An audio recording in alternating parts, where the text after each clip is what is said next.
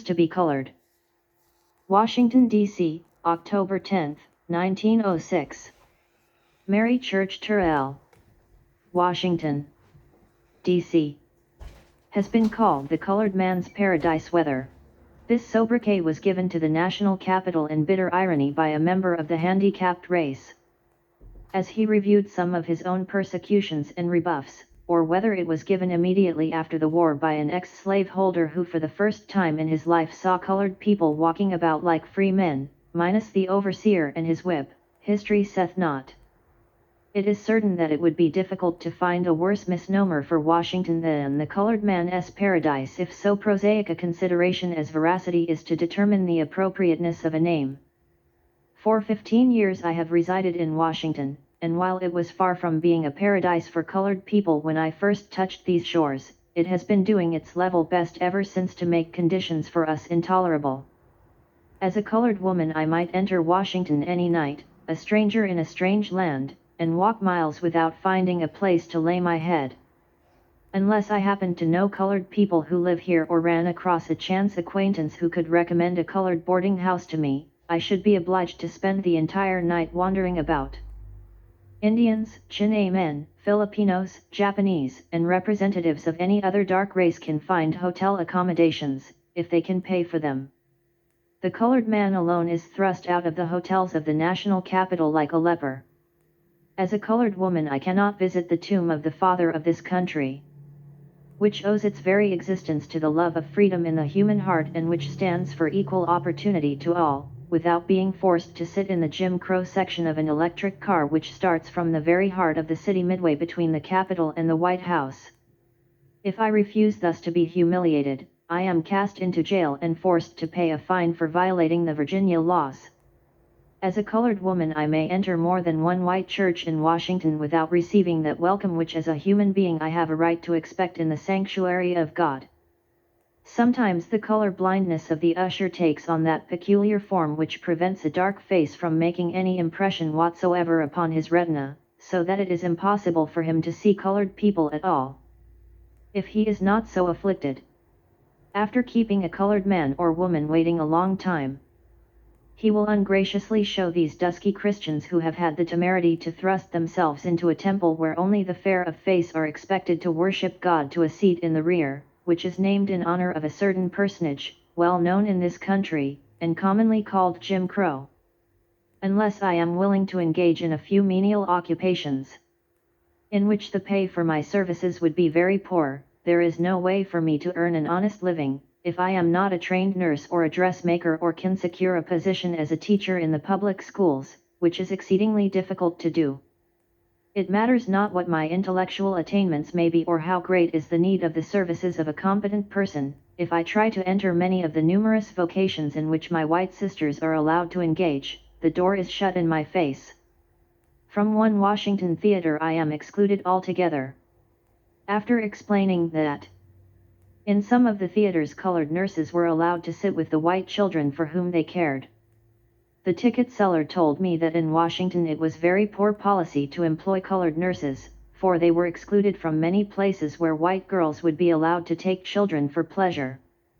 If I possess artistic talent, there is not a single art school of repute which will admit me.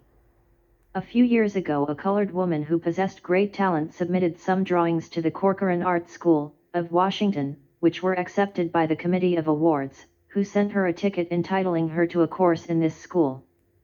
But when the committee discovered that the young woman was colored, they declined to admit her, and told her that if they had suspected that her drawings had been made by a colored woman, they would not have examined them at all. With the exception of the Catholic University, there is not a single white college in the national capital to which colored people are admitted, no matter how great their ability, how lofty their ambition, how unexceptionable their character or how great their thirst for knowledge may be. A few years ago the Columbian Law School in Washington admitted colored students, but in deference to the Southern white students the authorities have decided to exclude them altogether. Another young friend, in order to secure lucrative employment, left Washington and went to New York. There she worked her way up in one of the largest dry goods stores till she was placed as saleswoman in the cloak department. Tired of being separated from her family, she decided to return to Washington, feeling sure that, with her experience and her fine recommendation from the New York firm, she could easily secure employment. Nor was she overconfident, for the proprietor of one of the largest dry goods stores in her native city was glad to secure the services of a young woman who brought such hardy credentials from New York. She had not been in this store very long, however, before she called upon me one day and asked me to intercede with the proprietor in her behalf, saying that she had been discharged that afternoon because it had been discovered that she was colored. When I called upon my young friend's employer, he made no effort to avoid the issue, as I feared he would. He did not say he had discharged the young saleswoman because she had not given satisfaction, as he might easily have done. On the contrary, he admitted without the slightest hesitation that the young woman he had just discharged was one of the best clerks he had ever had. In the cloak department, where she had been assigned, she had been a brilliant success, he said. But I cannot keep Miss Smith in my employ, he concluded. Are you not master of your own store? I ventured to inquire. The proprietor of this store was a Jew, and I felt that it was particularly cruel, unnatural, and cold-blooded for the representative of one oppressed and persecuted race to deal so harshly and unjustly with a member of another. I had intended to make this point when I decided to intercede for my young friend, but when I thought how reference to the persecution of his own race would wound his feelings, the words froze on my lips.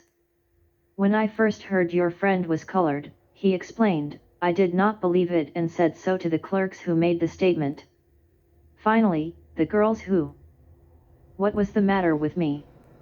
This afternoon, mother? Asked the little brown girl innocently. Why did the man at the theater try to keep me out? Had been most pronounced in their opposition to working in a store with a colored girl came to me in a body and threatened to strike. Strike away, said I, your places will be easily filled. Then they started on another tack. Delegation after delegation began to file down to my office, some of the women my very best customers, to protest against my employing a colored girl. Moreover, they threatened to boycott my store if I did not discharge her at once. Then it became a question of bread and butter, and I yielded to the inevitable, that's all. Now, said he, concluding, if I lived in a great, cosmopolitan city like New York, I should do as I pleased, and refuse to discharge a girl simply because she was colored. But I thought of a similar incident that happened in New York. I remembered that a colored woman, as fair as a lily and as beautiful as a Madonna, who was the head saleswoman in a large department store in New York, had been discharged, after she had held this position for years, when the proprietor accidentally discovered that a fatal drop of African blood was percolating somewhere through her veins. Not long ago one of my little daughter's bosom friends figured in one of the most pathetic instances of which I have ever heard. A gentleman who is very fond of children promised to take 6 little girls in his neighborhood to a matinee. It happened that he himself and 5 of his little friends were so fair that they easily passed muster, as they stood in judgment before the ticket seller and the ticket taker. 3 of the little girls were sisters, 2 of whom were very fair and the other a bit brown. Just as this little girl, who happened to be last in the procession, went by the ticket taker, that Argus-eyed, sophisticated gentleman detected something which caused a deep, dark frown to mantle his brow, and he did not allow her to pass. I guess you have made a mistake, he called to the host of this theater party. Those little girls, pointing to the fair ones, may be admitted, but this one, designating the brown one, can't. But the colored man was quite equal to the emergency. Fairly frothing at the mouth with anger, he asked the ticket taker what he meant, what he was trying to insinuate about that particular little girl. Do you mean to tell me, he shouted in rage, that I must go clear to the Philippine Islands to bring this child to the United States, and then I can't take her to the theater in the national capital? The little ruse succeeded brilliantly, as he knew it would. Beg your pardon, said the ticket taker, don't know what I was thinking about. Of course she can go in. What was the matter with me this afternoon, mother? Asked the little brown girl innocently, when she mentioned the affair at home. Why did the man at the theater let my two sisters and the other girls in and try to keep me out? In relating this incident, the child's mother told me her little girl's question, which showed such blissful ignorance of the depressing, cruel conditions which confronted her, completely unnerved her for a time. Although white and colored teachers are under the same Board of Education, and the system for the children of both races is said to be uniform, prejudice against the colored teachers in the public schools is manifested in a variety of ways. From 1870 to 1900 there was a colored superintendent at the head of the colored schools. During all that time the directors of the cooking, sewing, physical culture, manual training, music, and art departments were colored people. 6 years ago a change was inaugurated. The colored superintendent was legislated out of office, and the directorships, without a single exception, were taken from colored teachers and given to the whites. There was no complaint about the work done by the colored directors, no more than is heard about every officer in every school. The directors of the art and physical culture departments were particularly fine. Now, no matter how competent or superior the colored teachers in our public schools may be, they know that they can never rise to the height of a directorship, can never hope to be more than an assistant and receive the meager salary therefore, unless the present regime is radically changed. Not long ago one of the most distinguished kindergarten director in the country came to deliver a course of lectures in Washington. The colored teachers were eager to attend, but they could not buy the coveted privilege for love or money. When they appealed to their supervisor, they were told that the expert kindergartner had come to Washington under the auspices of private individuals, so that she could not possibly have them admitted. Realizing what a loss colored teachers had sustained in being deprived of the information and inspiration which these lectures afforded, one of the white teachers volunteered to repeat them as best she could for the benefit of her colored co-laborers for half the price she herself had paid, and the proposition was eagerly accepted by some. Strenuous efforts are being made to run Jim Crow streetcars in the national capital. Resolved, that a Jim Crow law should be adopted and enforced in the District of Columbia, was the subject of a discussion engaged in last January by the Columbian Debating Society of the George Washington University in our national capital, and the decision was rendered in favor of the affirmative. Representative Heflin of Alabama, who introduced a bill providing for Jim Crow streetcars in the District of Columbia last winter, has just received a letter from the president of the East Brooklyn Citizens Association endorsing the movement for separate streetcars and sincerely hoping that you will be successful in getting this enacted into a law as soon as possible. Brooklyn is a suburb of Washington. The colored laborer's path to a decent livelihood is by no means smooth. Into some of the trades unions here he is admitted, while from others he is excluded altogether. By the union men this is denied, although I am personally acquainted with skilled workmen who tell me they are not admitted into the unions because they are colored. But even when they are allowed to join the unions they frequently derive little benefit, owing to certain tricks of the trade. When the word passes round that help is needed and colored laborers apply, they are often told by the union officials that they have secured all the men they needed, because the places are reserved for white men, until they have been provided with jobs, and colored men must remain idle, unless the supply of white men is too small.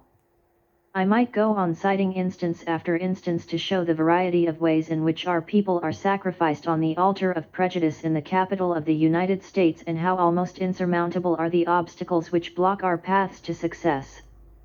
Early in life many a colored youth is so appalled by the helplessness and the hopelessness of his situation in this country that, in a sort of stoical despair he resigns himself to his fate. What is the good of our trying to acquire an education? We can't all be preachers, teachers, doctors, and lawyers. Besides those professions, there is almost nothing for colored people to do but engage in the most menial occupations, and we do not need an education for that. Even once such remarks, uttered by young men and women in our public schools who possess brilliant intellects, have wrung my heart. It is impossible for any white person in the United States, no matter how sympathetic and broad-minded, to realize what life would mean to him if his incentive to effort were suddenly snatched away. To the lack of incentive to effort, which is the awful shadow under which we live, may be traced the wreck and ruin of scores of colored youth. And surely nowhere in the world do oppression and persecution based solely on the color of the skin appear more hateful and hideous than in the capital of the United States. Because the chasm between the principles upon which this government was founded, in which it still professes to believe, and those which are daily practiced under the protection of the flag, yawns so wide and